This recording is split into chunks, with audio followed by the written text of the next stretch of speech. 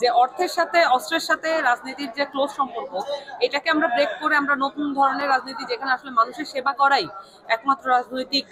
আপনার মানুষের প্রতি কমিটমেন্ট কোন বিষয়ে পড়ছেন এটা দিয়ে আসলে নির্ধারিত হয় না। আপনি সৎ থাকবেন, দুর্নীতিগ্রস্ত হবেন না, এই বিষয়গুলো আসলে আপনার বিষয়, আপনি যে বিষয়ে পড়াশোনা করেছেন এটার সাথে অনেক সময় এটা মানে এটার সাথে রিলেটেড না। এটা আপনি যে কোনো বিষয় হতে পারেন, কিন্তু আমরা যেটা কনসার্ন যে এটা যে প্রাসঙ্গিক মন্ত্রণালয়ের যে অ্যাডমিনিস্ট্রেশন থাকে, এই অ্যাডমিনটা চালানোর জন্য কিছু টার্ম অ্যান্ড টার্মিনোলজি থাকে। এই বিষয়গুলো আসলে যদি অন্য বিষয়ের কেউ হয়, সেক্ষেত্রে সে কিন্তু আসলে উপলব্ধি করে ওঠা, তার জন্য বুঝে ওঠা অনেক বেশি। আমরা চাই যে গভর্নমেন্টটা যত বেশি ফাংশনাল করা যায়, প্রো পিপল করা যায়। সেক্ষেত্রে যদি অন্য বিষয়, যেমন ধরেন একজন স্বাস্থ্যমন্ত্রী, উনি যদি স্বাস্থ্যের বিষয় আসা সম্পর্কে ওয়াকিবহাল না থাকেন, উনি পার্সোনালি যদি প্র্যাকটিস করে না থাকেন কখনো, এটা খুব মুশকিল তার পক্ষে একদম স্বাস্থ্যের ব্যবস্থার একদম যে প্রান্তিক হাসপাতালের যে দুর্দশাগুলো, এটা যদি ওনার চেক করা না থাকে, ওই অভিজ্ঞতা যদি না থাকে, রোগীদের ফিলিংসটা কি ওটা যদি ওনার ধারণার মধ্যে, অনুভূতির মধ্যে না থাকে, এটা বোঝাটা খুবই মুশকিল। এবং আমাদের বাংলাদেশের যেটা আমরা দেখে থাকি, আপনি যেটা বললেন উদাহরণ হিসেবে, যে এটা আমরা দেখে থাকি যে একেবারেই প্রাসঙ্গিক তো নাই, মানে অনেক দূরের ফিল্ডের একজনকে হুট করে নিয়োগ দেওয়া হয় শুধুমাত্র পজিটিভ করার উদ্দেশ্যে। এটা আসলে কি, এটা হচ্ছে মানে ওই যে হ্যাঁ, এটা ফ্যাসিজমের একটা কালচার, যে আমার দলীয় লোককে আমার যেখানেই হোক আমার পজিটিভ করতে হবে, যেভাবেই হোক আমার একটা পোস্ট দিতে হবে। এই যে একটা কালচার, এটা কিন্তু আসলে এই পুরো আওয়ামী লীগ আমলে এটা আরো বেশি এসছে। কিন্তু এখান থেকে আমাদের বেরিয়ে আসতে হবে, এবং অবশ্যই যে যেই প্রাসঙ্গিক মন্ত্রণালয় বা যে যেই সাবজেক্টে আসলে পড়াশোনা করেছে এবং জানেন পুরো ফিল্ডটা, এবং সবচেয়ে যোগ্য যে তাকেই আসলে ওই মন্ত্রণালয়ে মন্ত্রী করা উচিত, উপসচিব, প্রতিমন্ত্রী, যাই থাকুক পোস্ট, ওই যে রেলিভেন্ট সাবজেক্ট, ওই সাবজেক্টের লোক হওয়া উচিত। আমার কাছে মনে হয় যে এটা যদি অ্যাটলিস্ট আমরা প্র্যাকটিস করতে পারি, তাহলে অনেকগুলো মন্ত্রণালয় কিন্তু এটা প্রয়োজন নেই। যেমন ধরেন হচ্ছে জন জনপ্রশাসন, হ্যাঁ, এখানে পাবলিক অ্যাডমিনিস্ট্রেশনের লোকজন আসতে পারে, কিন্তু অনেকগুলো মন্ত্রণালয়ে কিন্তু এরকম আছে যেখানে আসলে পার্টিকুলার ওই সাবজেক্ট প্রয়োজন নাই। সেক্ষেত্রে আমরা এক্সপেরিমেন্ট করে দেখতে পারি অনেকে পারেন কিনা। আরেকটা বিষয় বলি, যে এই ক্ষেত্রে কিন্তু আমাদের মন্ত্রী চেঞ্জ করার কোনো ক্ষমতা থাকে না। একবার কেউ মন্ত্রী হয়ে গেলে সে যদি খারাপ পারফর্মও করে, তাকে সরানোর কোনো উপায় থাকে না। সো আমরা যেটা দেখি যে রাষ্ট্রদ্রোহিতার মামলা হয়, কিন্তু জনদ্রোহিতা যে রাষ্ট্র করতে পারে, এইটার কিন্তু কনসেপ্ট আমাদের দেশে নাই।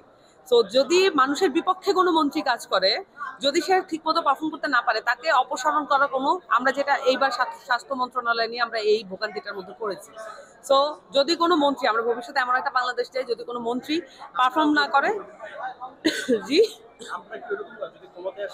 অবশ্যই আমরা মনে করি যে এই রিফর্মগুলো হওয়া জরুরি এবং যৌক্তিক।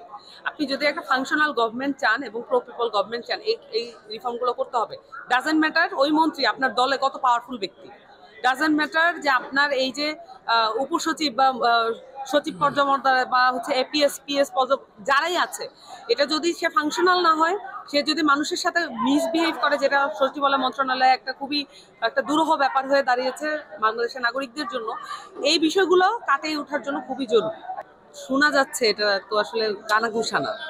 আমাদের পার্টি প্রেসিডেন্ট গতকালও উনি পরিষ্কার বলেছেন আমরা 300 আসনে একক প্রার্থী দিতে চাই, আমরা চেষ্টা করছি। উনি কিন্তু পরিষ্কার বলেছেন, এটা কোনো কানাঘুষা না।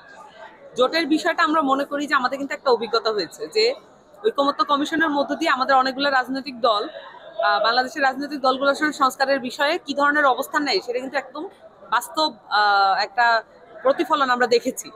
কোন কোন দলগুলো সংস্কারের পক্ষে অবস্থান নিয়েছে, কোন কোন দলগুলো বিপক্ষে অবস্থান নিয়েছে, এসবই আমরা দেখেছি। ফলত যেই রাজনৈতিক দলগুলো সংস্কারের পক্ষে অবস্থান নিয়েছে, তাদেরকে সাথে করে নতুন বাংলাদেশের জন্য ফাইট দেওয়া, এটা কিন্তু আমরা আমাদের কাজ মনে করি।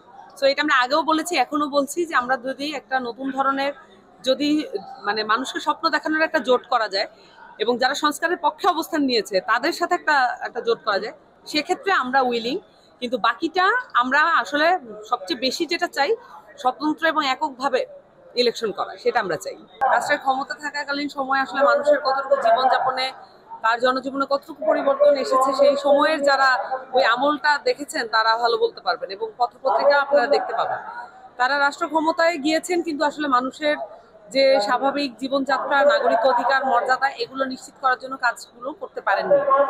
এবং ফলশ্রুতিতে আমরা দেখেছি আওয়ামী লীগের মতো একটি ফ্যাসিস্ট দলের উত্থান, এবং সেটার মধ্য দিয়ে আওয়ামী লীগের আবার পতনও দেখেছি। বাংলাদেশের মানুষের এটা অর্জন হিসেবে আমরা দেখলাম।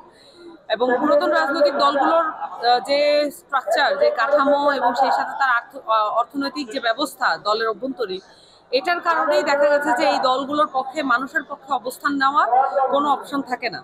এবং তারা দেখা গেছে যে একটা সার্ভিস প্রোটেকশন মডেলের মধ্যে দিয়ে চলেন, যেখানে তারা গুন্ডা পান্ডা পালেন, সন্ত্রাসী পালেন এলাকায়, এবং সেটার মধ্য দিয়ে ত্রাস সঞ্চার করেন, সেটার মধ্য দিয়ে ভোট কালেক্ট করেন। কিন্তু তারা বেসিক্যালি ওই ত্রাসের মধ্য দিয়ে তাদের রাজনীতিটা কায়েম করতে চান। কিন্তু আমরা এমন ধরনের রাজনীতির কথা বলি যে রাজনীতি মানুষকে ভয় দেখানোর রাজনীতি না, বরঞ্চ বাংলাদেশের মানুষকে যেভাবে আপনারা দেখছেন, আমাদের মনোনয়ন প্রত্যাশীরা যেভাবে এসেছেন, সকল বয়সের সকল পেশার মানুষ নির্বিঘ্নে আসছেন, এবং তারা আসলে কি মানে চিন্তাও করছেন না যে এটার যে অর্থবিত্তের যে সম্পর্ক রাজনীতির সাথে, সেটাকে তারা বিবেচনাও করছেন না। এভাবে করেই আসলে বাংলাদেশের রাজনীতিটা পরিবর্তন হবে, এটা আমরা মনে করছি। যে অর্থের সাথে, অস্ত্রের সাথে রাজনীতির যে ক্লোজ সম্পর্ক, এটাকে আমরা ব্রেক করে আমরা নতুন ধরনের রাজনীতি, যেখানে আসলে মানুষের সেবা করাই একমাত্র রাজনৈতিক যে চাহিদা, সেটাতে পরিণত হবে। এই কারণে আমার কাছে মনে হয় যে পুরাতন দলগুলোর কথা আপনি বললেন, তারা তো আসলে একরকম করে কাজ করে গেছে, সেটাতে বাংলাদেশের কোনো আদতে পরিবর্তন হয় নাই। এখন নতুন ধরনের রাজনীতির সময়, সেটা যদি পুরাতন রাজনৈতিক দলগুলো অ্যাডাপ্ট করতে পারে, বাংলাদেশের মানুষের, তরুণদের রাজনৈতিক ভাষাটা বুঝতে পারে, তাহলে তাদের পক্ষে আসলে অ্যাচিভ করা সম্ভব হবে। আর না হলে তারা রাষ্ট্র ক্ষমতায় আসবেন না।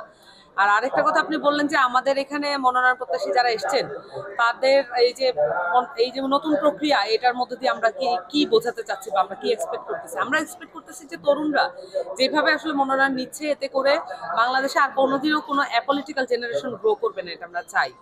এবং রাজনীতিতে প্রত্যেকেই খুব সচেতন থাকবেন। এইখানে মনোনয়ন প্রত্যাশী যারা হয়তো মনোনয়ন পাবেন না, তাদের কাছ থেকে আমরা ওই ধরনের মন্তব্য আশা করেছি, এবং আমরা দেখছিও যে তারা মন্তব্য করছেন যে দলের জন্য তারা কাজ করতে চান, whether they get the nomination or not. এবং এই নমিনেশনের যে প্রতীকী মাত্রা, এটা তারা উপলব্ধি করতে পারছেন। এবং তাদের যে উৎসাহ এবং উৎকণ্ঠা আছে, এই দুইটা মিলিয়েই তারা আসলে রাজনীতিটা সামনের দিনে করতে চান। আরেকটা খুব আলোচনা এবং সমালোচনা